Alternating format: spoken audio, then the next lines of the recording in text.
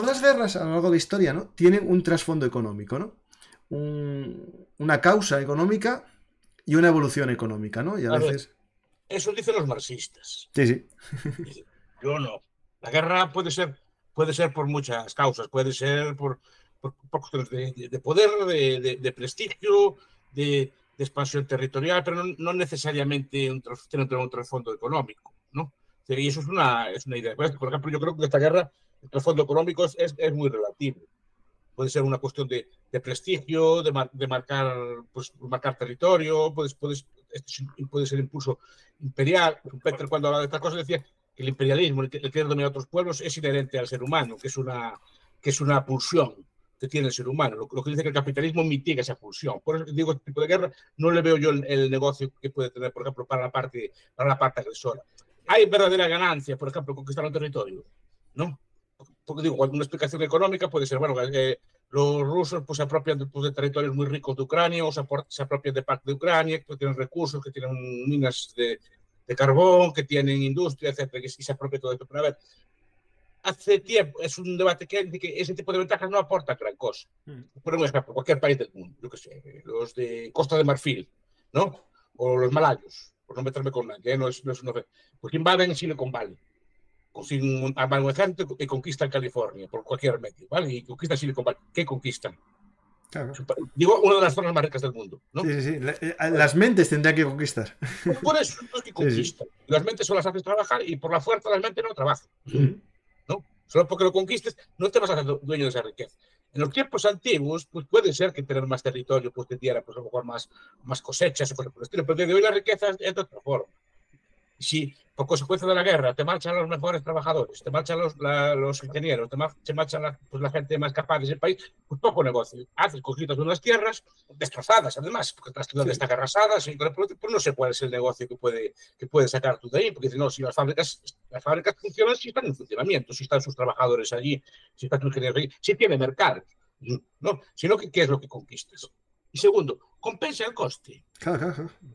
Y tú gastas, al final tienes que gastar pues a lo mejor perder decenas de miles de vidas, gastar un montón de dinero en armamento. Yo cuando veo estos misiles hipersónicos o hipertal, o veo estas, digo, ¿cuánto costará eso? ¿Cuánto dinero tirado? No, es cierto. Es cierto, no, esto hay que siempre coger la balanza y tienes toda la razón. Cuando la gente buscaba esa justificación económica, ¿no? Las minas del Donbass, ¿no? Que eran una mayor fuente de riqueza y que se podía conquistar todo aquello. Y Azostal y tal, pero claro, Azostal ahora es que... ¿Para quién es la riqueza? ¿Para Putin y sus oligarcas o para el pueblo ruso? No, para Putin y sus oligarcas, ahí no tengo ninguna... A lo mejor la clave está ahí. Ellos pueden ser beneficiados, pero yo digo al pueblo ruso que tiene que pagar con vidas, que tiene que pagar con impuestos, tiene que pagar con sanciones, tiene que pagar con un montón de cosas. No acabo de ver yo la ventaja de conquistar todo ese territorio. Que Rusia es un país pequeñito que está en el medio así que no que no tiene territorio, pero a Rusia lo que le sobran es tierra y recursos, etc. Sí, sí. El problema tampoco es tener recursos. En Nigeria hay muchos recursos, en Sudán hay muchos recursos.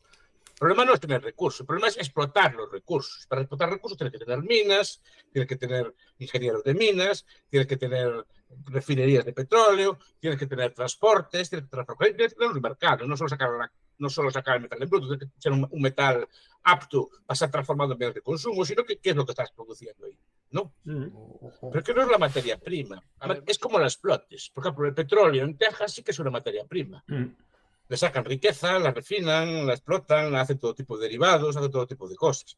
Hay países como Nigeria tienen petróleo, pero creo que no le sacan el mismo provecho. Y ni siquiera Rusia le saca el mismo provecho del petróleo, o Venezuela tiene nada en un mar de petróleo, además petróleo de alta calidad. ¿Por qué no lo aprovecha? Porque no es solo tenerlo, hay que saber explotarlo, refinarlo y venderlo y transportarlo. No solo eso. Y eso requiere de capital, de maquinaria, de insumos, ¿no? Eso a lo mejor es lo que le falta. Y sobre todo, claro, si tú usas una empresa, tienes una empresa pública y la usas simplemente como algo extractivo para quitar dinero y no amortizas las máquinas, no amortizas el capital, no buscas que sea competitivo, no buscas una mejora continua, no tienes que rendirle cuenta a accionistas, pues claro, normalmente acabarán gastando el dinero, que fue lo que pasó, por ejemplo, en PDVSA, lo que pasa a veces en Pemex, lo que pasa en Petrobras, es decir, que son empresas que son públicas, son del pueblo, pero no explotan el recurso. En cambio, tú ves en Estados Unidos que empresas semejantes, que explotan recursos semejantes, como Texaco, pues le sacan provecho al recurso. O el Canadá, por ejemplo, saca provecho al recurso.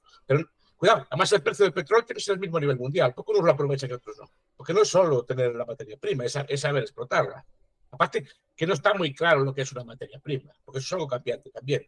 Antes decía que era rico quien tenía carbón. El carbón es casi una miseria, que os lo digan a vosotros los asturianos. Sí. Creo casi que se lo obligan a cerrar todo. Pero antes se consideraba una riqueza, ahora no se considera una riqueza. Tener petróleo pues es una riqueza o puede dejar de serlo mañana, ¿no? Entonces digo que es una apuesta de este estilo. Pero yo no creo que la guerra fuera por eso, aunque se puede, digamos que a nivel popular se puede justificar con eso. Pero siempre es un mantra muy extendido de que las riquezas, el país tiene rico porque tiene riquezas. A ver, como digo yo, los indios caribes vivieron miles de años encima de las mayores reservas probadas de petróleo del mundo. ¿Por qué no montaron ellos la Shell? O sea, antes de llegar Colón, aquellos indios vivían, los indios caribes, vivían en aquella mar de petróleo porque no lo aprovecharon. Porque en Irak hasta el siglo XIX no aprovecharon el petróleo. Mire, cuando creo que fue los mongoles, no sé si fue el hijo o el nieto de Genghis Khan, conquistaron Bagdad. Aquello era una reserva de petróleo tremenda. Entonces dice que los mongoles hacían un agujero del suelo, empezaba a salir petróleo y le plantaban fuego para divertirse. Sí. Y decían, ¿por qué no sale agua? Cachemar. No, porque es que el petróleo era una maldición. Sí, claro.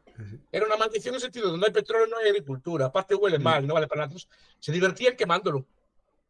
Porque el petróleo en el siglo XIII o XIV no valía para nada. Sí, el petróleo vale cuando alguien inventa un motor de explosión.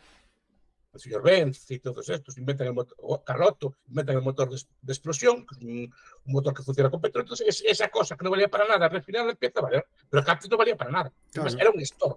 Sí. Pues digo que es algo cambiante. Coincido contigo, y ahora es el litio, por ejemplo. Si hay una reserva de litio en Ucrania que la hay, pues a lo mejor es más interesante que el carbón. Hay motores eléctricos pueden tener, pero aún así, una mina no es tener litio. Tiene que explotar una mina, tiene que tener técnicos que exploten la mina y tiene que saber vender el litio en los mercados.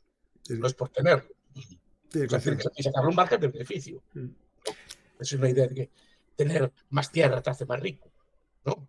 Esa es una visión que en el siglo XVII a lo mejor funcionaba. El mercantilismo, justo, sí. El mercantilismo sigue operando, y sigue operando a nivel popular. Europa pierde sus colonias en la segunda mitad del siglo XX, ¿no? Las colonias de la India, con las colonias africanas. Bueno, dígame qué país europeo se derrumbó por perder las colonias. No, son que son más ricos algunos. Es igual que cuando España perdió Cuba. ¿No? Empezó una de las épocas de mayor crecimiento económico de la historia.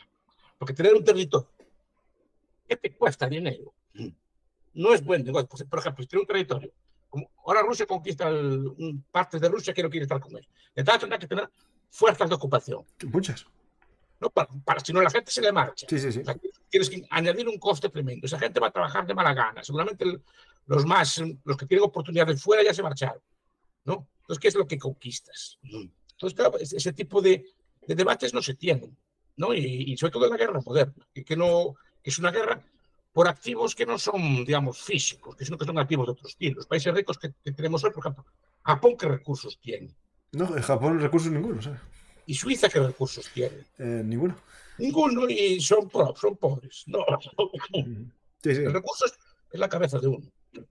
Coincido. Otra cosa que nos gusta decir a los economistas austriacos, siempre es más barato comprar que robar. Leyendo un poco así la historia, ¿no? La relación entre Ucrania y Rusia. Claro, antes del Euromaidán, podemos decir, vamos a buscar una vinculación comercial, ¿no? El 45% del comercio de Ucrania era con Rusia y el otro 55% con el resto del mundo, preferentemente con la Unión Europea, ¿no?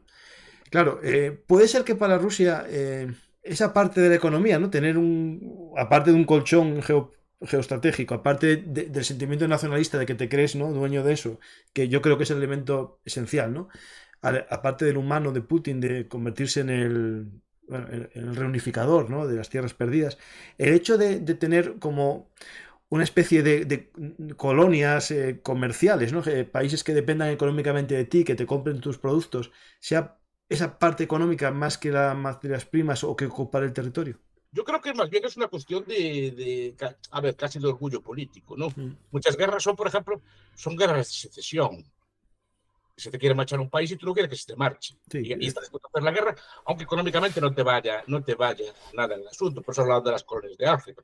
El problema de tener una colonia es que tú le vendes a ella, pero tú también le tienes que comprar a ella. Sí, claro. Es que le compraba. De hecho, si no recuerdo mal, las acerías esta Azovstal vendía casi más a Rusia que a la propia Ucrania el acero. O sea, lo que pregunto es si es buen negocio. ¿venderla a Rusia? No, tú a lo mejor dices, tienes que comprar a Rusia, a lo mejor productos Sí. más caros y de peor calidad, pero también le vendes a Rusia productos más caros y de peor calidad. No sé dónde está el... No, en ningún lado, eso en ningún lado, porque eso genera una economía nefasta para los dos. Claro. Sí. Es como la economía colonial española en el siglo XVII. Tú le vendías a tus colonias. Pero también tenías el monopolio tú de la compra. Todo lo que produjeran las colonias tenías que comprarlo tú. Tenías como un mercado cautivo también en España, porque no se puede comprar sin vender. Tú le vendes a tus colonias, vale, tienes un mercado cautivo, pero también tú eres un mercado cautivo de las colonias. Quiere decir, en el sentido que tienes que comprarle a tus propias colonias. Entonces, a veces haces buen negocio, a veces no. Si la economía no es la causa, yo creo que no. Es un elemento más a añadir, pero la causa... algo de todo tiene que ver, por lo menos para venderlo. Sí. Digo, vamos a estos territorios que son rusos, que tienen mucho carbón o tienen muchos recursos, o minerales o lo que tenga allí, o litio, vamos a aprovecharlo, ¿vale? Vamos a ser los rusos muy ricos porque tenemos... Pues los rusos que tuvieran ya de todo. Sí. ¿No? Pero bueno, ellos nunca lo dijeron, eso. Yo creo que son más bien la gente que está a favor de ellos que de fuera que en propia Rusia. Yo no creo que en Rusia dijesen eso. Salvo que para justificar la reconstrucción, porque van a gastar en reconstruir todo lo que ocupen millones. Es decir, eso... Para ¿tiene con qué? Sí, tiene con qué, justo, sí, también. Claro, por lo que dijo Putin en el discurso antes de la guerra y por lo que leo en los nacionalistas rusos, para ellos Ucrania es algo que no existe. Es como un invento moderno. Aquello es como siempre fue Rusia. ¿No? La Rusia que va a la Edad Media, la Rusia de Kiev, y aquello siempre es un espacio ruso, y ahora si les quiera marchar les parece mal. Sí. Entonces yo creo que va por ahí la cosa, no pueden... Porque de que se metan en la OTAN. La OTAN, Rusia está rodeada de países de la OTAN, ahora cada vez más. No, más todavía, sí, ahora con Finlandia y Suecia. Ya tenía frontera con la OTAN. ¿No? Pero parece que no se enfada tanto con Finlandia, parece que lo que no quiere que entre en la OTAN es Ucrania. Lo ve como algo suyo. Yo quiero creer, o repito, sin ser experto en estos temas, ¿no? Yo entiendo que lo ve como algo suyo, que se les marche y que no quieren que se les marche, porque es como un espacio suyo.